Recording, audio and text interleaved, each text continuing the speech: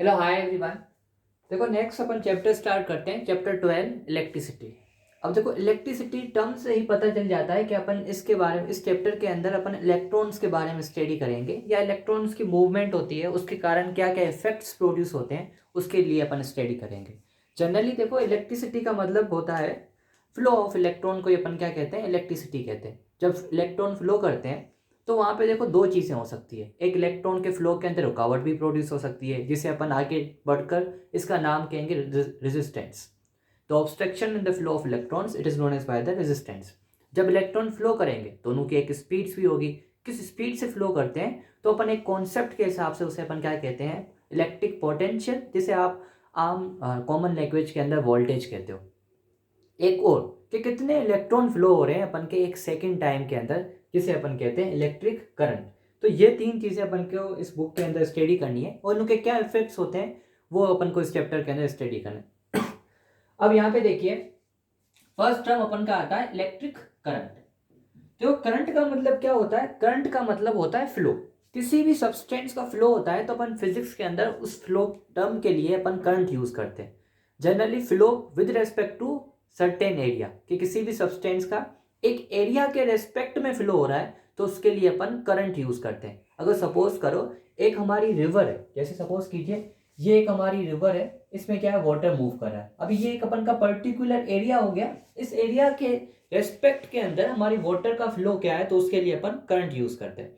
Same तरीके से हमारी देखो इलेक्ट्रिकल वायर्स होती है, इस वायर का भी क्या होता है, कुछ ना कुछ एरिया तो होता ही है। अभी इन एरियाज के अंदर ही हमारे क्या इलेक्ट्रॉन्स का या हमारे चार्ज पार्टिकल्स का फ्लो होता है। तो इस वायर के अंदर इस एरिया के रेस्पेक्ट के अंदर हमारे इलेक्ट्रॉन्स का क्या फ्लो हो रहा है उसके लिए अपन क्या टर्म यूज करते हैं, करंट यूज करते हैं। तो सिंपली यहाँ पर अपन, आप सिर्फ सिंपली ये समझ लो कि किसी भी फ्लो को अपन क्या कहते हैं, करंट कहते हैं। अब यहाँ पे क्या इलेक्ट्रिक करंट, इलेक्ट्रिक का मतलब चार्ज पार्टिकल्स। अगर हमारे किसी भी मटेरियल में, किसी इलेक्ट्रिकल कंडक्टर में या किसी इलेक्ट्रिकल सर्किट के अंदर चार्ज पार्टिकल का फ्लो होता है तो उसी फ्लो ऑफ चार्ज पार्टिकल्स को अपन क्या कहते हैं, इलेक्ट्रिक करंट कहते हैं। जैसे सपोज करो ये अपन ने एक सर्किट बना दिया, अभी इस सर्किट के अंदर हमारे क्या करेंगे, यहाँ पे अपन के चार्ज पार्टिकल्स क्या है, इलेक्ट्रॉन्स है। अगर इलेक्ट्रॉन्स इस सर्किट के अंदर फ्लो हो रहे हैं, एक सेकंड के अंदर कितने इलेक्ट्रॉन्स फ्लो होते हैं सर्किट के अंदर, तो उसे अपन क्या कहेंगे, इलेक्ट्रिक करंट कहेंगे। जैसे सपोज करो हमने यहाँ पर एक काउंटिंग मशीन लगा दी और हम ये काउंट कर रहे हैं कि एक सेकंड के अंदर कितने इलेक्ट्रॉन्स जा रहे हैं। जैसे एक सेकंड के अंदर 5 इलेक्ट्रॉन्स जा रहे हैं तो अपन की इलेक्ट्रिकल करंट की वैल्यू क्या आ जाएगी, 5 एम्पियर आ जाएगी। जैसे ऐसे समझ लो कि जैसे दो स्टेट्स के बीच में क्या होती है, बॉर्डर होता है। अब जैसे अपन एक स्टेट से दूसरे स्टेट में जाते हैं, चेकिंग पॉइंट होती है, वो बेसिकली ये चेक करते हैं कि हर वक्त कितनी गाड़ियां एक स्टेट से दूसरे स्टेट में जा रही है। तो सेम तरीके से अपन यहाँ पर क्या है, वो चेक पॉइंट है जो एक पर्टिकुलर पॉइंट के ऊपर ये फाइंड करना चाहते हैं कि एक सेकंड के अंदर कितने इलेक्ट्रॉन्स की मूवमेंट या कितनी चार्ज पार्टिकल्स की मूवमेंट हो रही है, तो उसे अपन क्या कहेंगे, इलेक्ट्रिक करंट कहेंगे। अभी यहाँ पे अपन को देखो एक चीज आपको फोकस देना है, यहाँ पे अपन ने इलेक्ट्रॉन्स नहीं लिखा है, यहाँ पे क्या लिखा है, charge particle. Flow of charge particle per unit time it is known as by electrical current. यहाँ पर देखो चार्ज पार्टिकल कौन कौन से हो सकते हैं, चार्ज पार्टिकल देखो ये चार्ज पार्टिकल हमारे क्या हो सकते हैं, इलेक्ट्रॉन्स भी हो सकते हैं या आयंस भी हो सकते हैं। ऐसा जरूरी नहीं है कि हर वक्त हमारे पास इलेक्ट्रॉन ही प्रेजेंट हो। जनरली इलेक्ट्रिसिटी के कंडक्शन के लिए इलेक्ट्रॉन्स बहुत बेस्ट होते हैं क्योंकि ये बहुत ही फास्ट मूव करते हैं। मगर सपोज कीजिए हम वाटर के अंदर कुछ मिनरल्स डाल देते हैं और और वाटर के अंदर अपन एक इलेक्ट्रिकल वायर्स डालते हैं, दूसरी तरफ अगर अपन चेक करना चाहते हैं क्या इसके अंदर इलेक्ट्रिसिटी फ्लो होगी, तो ऑफकोर्स इसका आंसर आएगा कि वाटर के अंदर मिनरल्स या इम्प्योरिटीज प्रेजेंट है, इसके कारण वहां पर इलेक्ट्रिसिटी फ्लो होगी। मगर उस इम्प्योरिटीज के अंदर कोई इलेक्ट्रॉन तो है नहीं, फिर भी इलेक्ट्रिसिटी फ्लो कर रही है, वहां पे क्या होते हैं, हमारे आयंस होते हैं। तो जनरली सॉल्यूशंस के अंदर हमारी आयन की फ्लो होती है और जो सॉलिड मटेरियल्स या मेटल्स होते हैं उनके अंदर ज्यादातर इलेक्ट्रॉन्स की फ्लो होती है। तो इसी वजह से अपन ने इलेक्ट्रॉन नहीं लिखा, यहाँ पर एग्जैक्ट या सुइटेबल वर्ड अपन ने क्या लिखा, चार्ज पार्टिकल। कि किसी भी सब्सटेंस से अगर चार्ज पार्टिकल का फ्लो होता है विद रिस्पेक्ट टू टाइम, उसे अपन क्या कहेंगे, इलेक्ट्रिकल करंट कहेंगे। या एक सेकंड के अंदर कितने चार्ज पार्टिकल फ्लो कर रहे हैं तो उसे अपन इलेक्ट्रिकल करंट कहेंगे। अब इसका फॉर्मूला क्या आएगा, इस डेफिनेशन से ही फॉर्मूला बन जाएगा, flow of charge particle per unit time. तो देखो इलेक्ट्रिकल करंट क्या हो जाएगा, flow of charge per unit time, कि एक यूनिट टाइम के अंदर कितनी फ्लो हो रहे हैं तो उसे अपन इलेक्ट्रिकल करंट कहते हैं। तो इलेक्ट्रिकल करंट का फॉर्मूला हो जाता है चार्ज अपॉन टाइम। अब देखिए इलेक्ट्रिकल करंट को अपन किससे रिप्रेजेंट करते हैं, आई से, चार्ज को अपन रिप्रेजेंट करते हैं क्यू से, और टाइम को किससे रिप्रेजेंट करते हैं, टी से रिप्रेजेंट करते हैं। तो इस हिसाब से अपन का फॉर्मूला क्या हो जाता है, I equals to Q upon T. Q basically यहाँ पर क्या रिप्रेजेंट कर रहा है, क्यू यहाँ पर रिप्रेजेंट कर रहा है चार्ज को, टी रिप्रेजेंट कर रहा है टाइम को, आई रिप्रेजेंट कर रहा है इलेक्ट्रिक करंट को रिप्रेजेंट कर रहा है। जैसे देखो 9th क्लास के अंदर अपन ने ये पढ़ा था फोर्स, और फोर्स को अपन ने किससे रिप्रेजेंट किया था, एफ से। सेम तरीके से इलेक्ट्रिकल करंट को भी रिप्रेजेंट करने के लिए कोई शॉर्ट टर्म तो होना चाहिए, तो हमने क्या यूज किया, आई यूज किया। अभी यहाँ पे देखिए चार्ज, अगर अपन Q की वैल्यू क्या पुट कर दे, Q equals to n e की पुट कर दे, तो बेसिकली वैल्यू क्या हो जाएगी, फॉर्मूला अपन का चेंज हो जाएगा, I equals to n e upon t. तो ये अपन की इक्वेशन क्या बन जाएगी, सेकंड इक्वेशन बन जाएगी। और इलेक्ट्रिकल करंट देखो इस वाले फॉर्मूले से बहुत अच्छी तरीके से डिफाइन हो रहा है। देखो flow of charge per unit time, it is known as by the electrical current. अब चार्ज पार्टिकल अपन के इलेक्ट्रॉन ना कुछ और भी हो सकते हैं, मगर उनके अंदर चार्ज क्या होती है, फिक्स होती है। तो इस वजह से अपन ने क्या लिख दिया, I equals to n e. यहाँ पर n बेसिकली क्या है, n कोई n यहाँ पे रिप्रेजेंट कर रहा है नंबर ऑफ इलेक्ट्रॉन्स। ये एक पॉजिटिव इंटीजर्स हो सकता है 1 2 3 4 5। और E क्या है, E basically charge on single electron, एक इलेक्ट्रॉन के ऊपर जो चार्ज की वैल्यू होती है उसको रिप्रेजेंट करा है। कितनी होती है, 1.6 इंटू 10⁻⁻19 कूलम। ये टर्म जनरली क्या एक कांस्टेंट टर्म है, तो एग्जाम के अंदर हर वक्त आपको ई की वैल्यू दी जाए क्वेश्चन के अंदर, ये जरूरी नहीं है।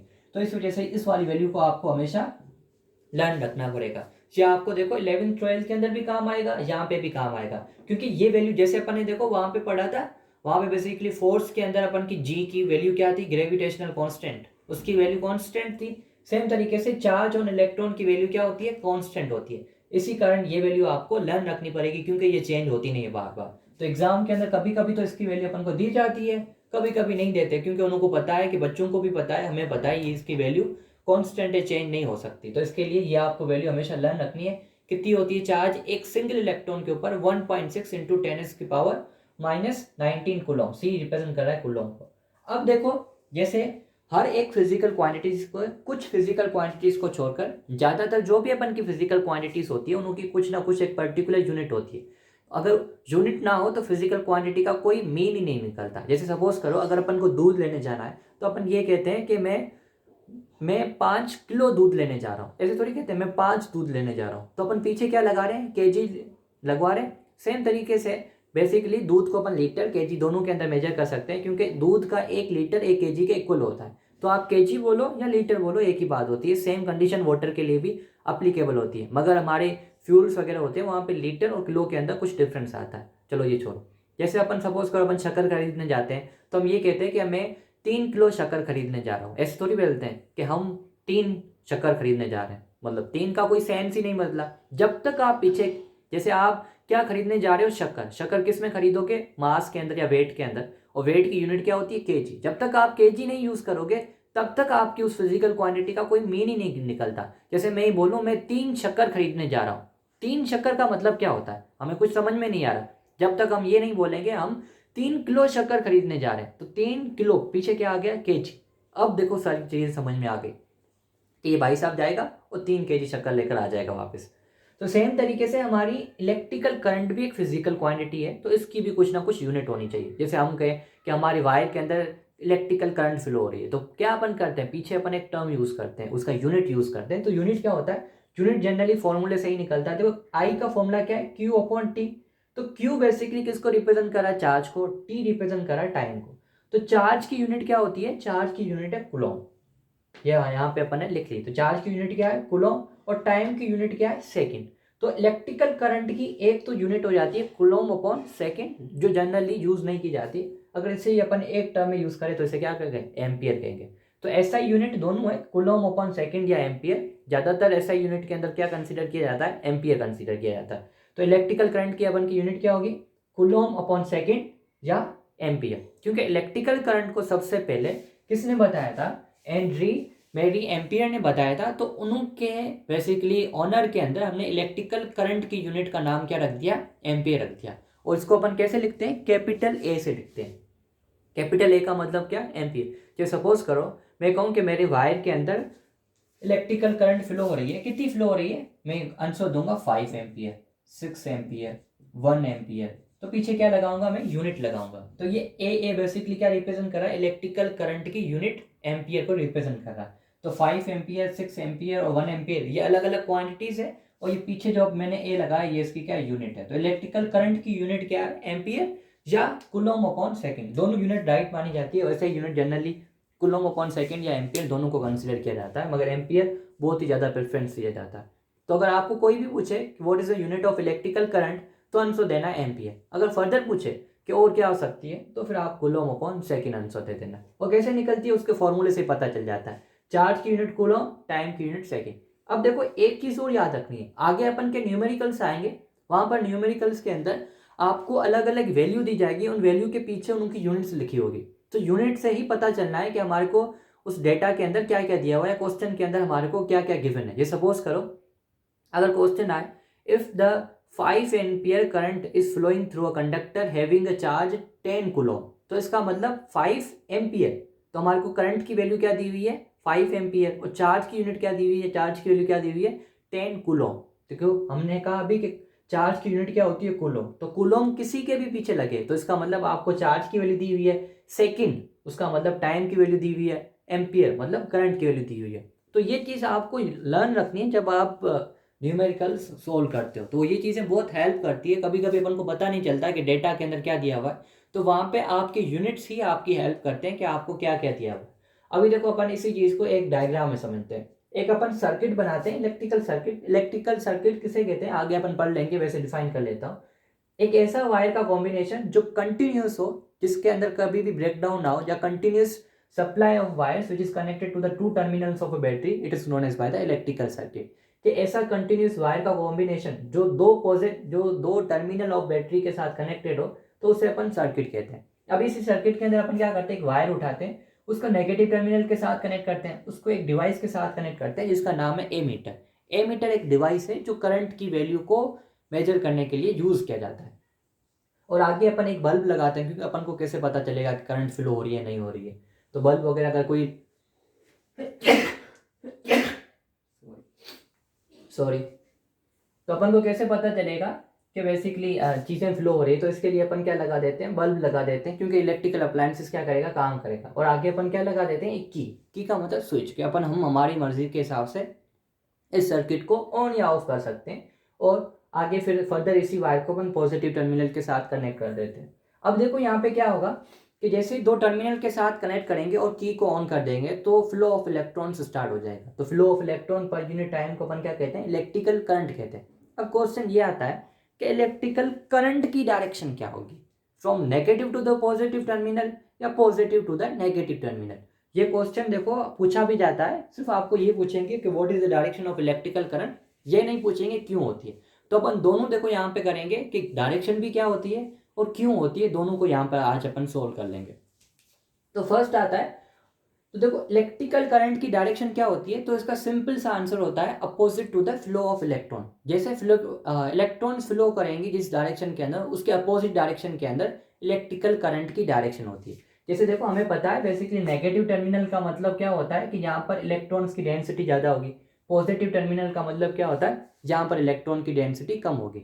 और हमारा लॉ क्या कहता है, चीज़ें हमेशा higher concentration to the low concentration move करती है। ये देखो आपने 9th क्लास के अंदर सेल वाले चैप्टर के अंदर भी पढ़ा होगा। ये लो बेसिकली सबके लिए एप्लीकेबल होता है, चाहे लिविंग हो चाहे नॉन लिविंग हो। तो हमारी चीज़ें हमेशा high concentration to the low concentration move करती है। हाई कंसंट्रेशन का मतलब क्या, नेगेटिव टर्मिनल, और लो कंसंट्रेशन का मतलब क्या, पॉजिटिव टर्मिनल। तो अभी हमारे इलेक्ट्रॉन कहाँ से कहाँ मूव करेंगे, negative to the positive terminal. तो अपन की इलेक्ट्रॉन की मूवमेंट क्या होगी, नेगेटिव टू द पॉजिटिव, और अपन की करंट की मूवमेंट क्या होगी, करंट की डायरेक्शन क्या होगी, opposite to the flow of electron.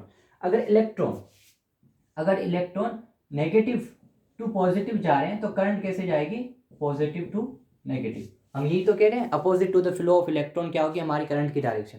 तो हमारी करंट की डायरेक्शन हमेशा क्या होती है, opposite to the flow of electron. Electron कैसे मूव करते हैं, नेगेटिव टू पॉजिटिव, और हमारी करंट की डायरेक्शन क्या हो जाएगी, अपोजिट, मतलब पॉजिटिव टू द नेगेटिव। तो इलेक्ट्रॉन्स ऐसे मूव करें तो करंट कैसे मूव करेगी, पॉजिटिव टर्मिनल से। तो अभी यहाँ पे चीजें अपन को समझ में आ गई। तो जैसे ये अपन की क्या है, ये अपन की इलेक्ट्रॉन की डायरेक्शन है, तो ये अपन की करंट की। तो देखो दोनों क्या हो जाएंगे, अपोजिट हो जाएंगे। एक देखो इस तरफ है, ये तो इस तरफ है। अगर आप ऐसे देखोगे सर ये तो दोनों सेम होंगे, मगर डायरेक्शन आगे देखो, आगे देखो ये मिलकर क्या आ जाएगा, जब यहाँ पर आएंगे तो इलेक्ट्रॉन की डायरेक्शन ये हो जाएगी, ये आगे आएगी तो करंट की डायरेक्शन क्या आ जाएगी, ये हो जाएगी। तो अभी यहाँ पे देखो अपन को अच्छी तरीके से क्लियर दिखाई दे रहा है कि करंट की डायरेक्शन क्या है, टूवर्ड द लेफ्ट, और इलेक्ट्रॉन की डायरेक्शन क्या है, टूवर्ड द राइट। तो इसी वजह से अपन क्या कहते हैं, करंट की direction opposite to the flow of electron होती है। ये तो समझ में आ गया। एग्जाम में सिर्फ शॉर्ट क्वेश्चन आता है, 1 मार्क क्वेश्चन के अंदर आपको पूछ सकते हैं what is the direction of electrical current. तो आपको सिंपली ये कहना है opposite to the flow of electron या from positive to the negative terminal. मगर ये एग्जाम में क्वेश्चन आता नहीं है कि ऐसा क्यों होता है, मगर ऐसे अपन को समझने के लिए, हम हमारे डाउट को क्लियर करने के लिए अपन यहाँ पे इसी को अपन स्टडी करते हैं।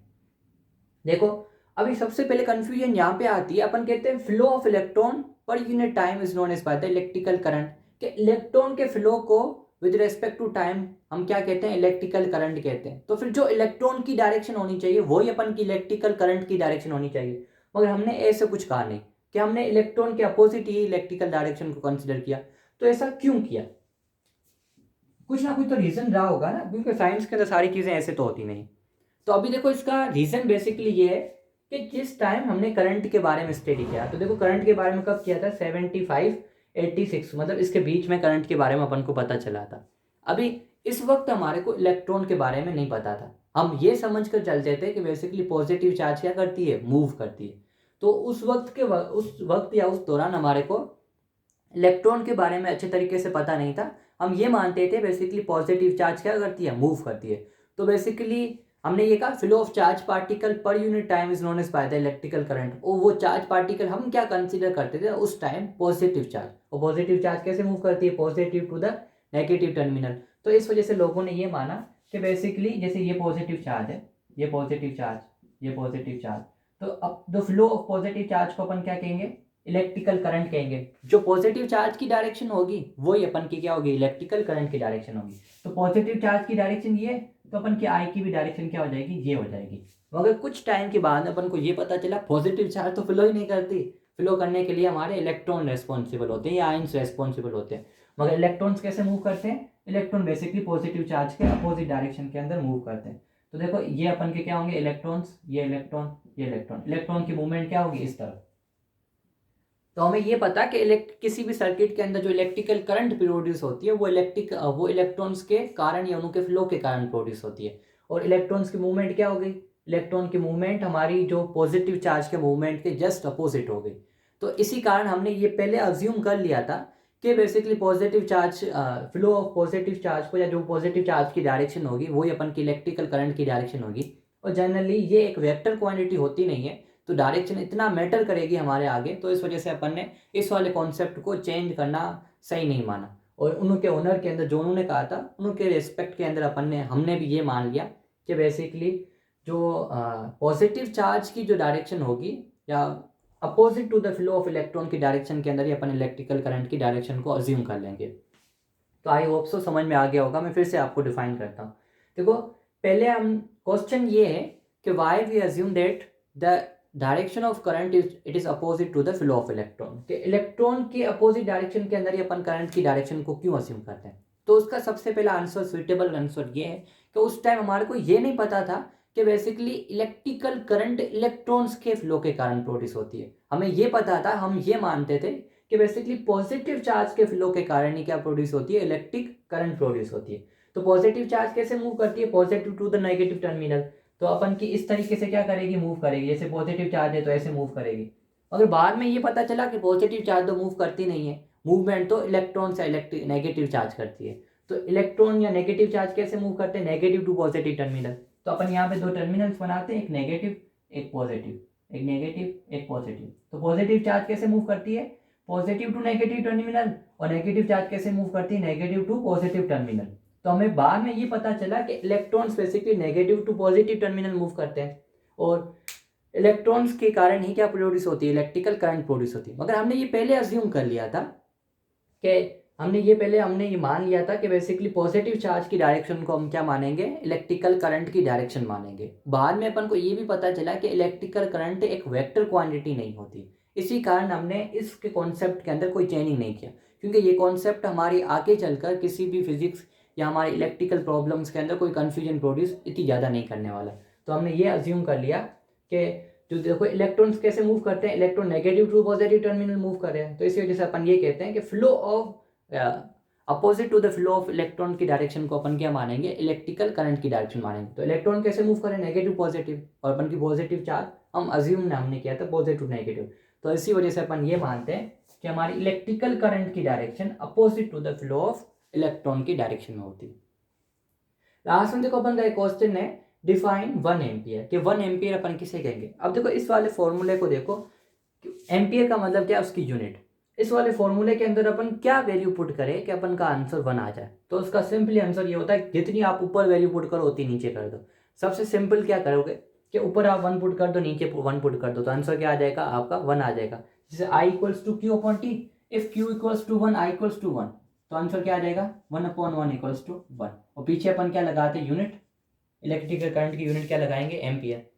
तो अपन 1 एम्पियर को कैसे डिफाइन करते हैं, किसी भी इलेक्ट्रिकल सर्किट के अंदर अगर 1 कूलम चार्ज 1 सेकेंड के अंदर फ्लो करती है तब उस सर्किट के अंदर 1 एम्पियर करंट प्रोड्यूस होगी। तो अपन ने लिख दिया, when 1 coulomb charge flow in 1 unit time then 1 ampere current produce in electrical circuit.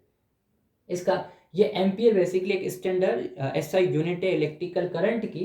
इसका मतलब क्या होता है, कूलम अपॉन सेकेंड या 1 एम्पियर। तो ये अपन का लास्ट क्वेश्चन था। आई होप सो आपको समझ में आ गया होगा उसका कॉन्सेप्ट भी। अगर इन द केस नहीं आया है तो आप कमेंट में लिखकर भेज सकते हो, तो मैं आपकी क्वेरीज भी सोल्व कर दूंगा। Goodbye for now, we will meet in our next video.